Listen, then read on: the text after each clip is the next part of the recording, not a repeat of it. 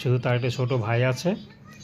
তো শায়লা থাকে তার এক দুঃসম্পর্কের খালার বাসায়। তো ২ টা রুম, এক রুমে শায়লা থাকে, শায়লার ভাইকে নিয়ে, আর এক রুমে খালার ছেলে আর স্বামী থাকে। তো শায়লা একটি অফিসে ঘর মোছার কাজ করে। সকালে যায়, বিকালে এসে পড়ে। তো সেখান থেকে যা পায় তা দিয়ে কোনো মতে চলে। শায়লার বিয়ের বয়স হয়েছে।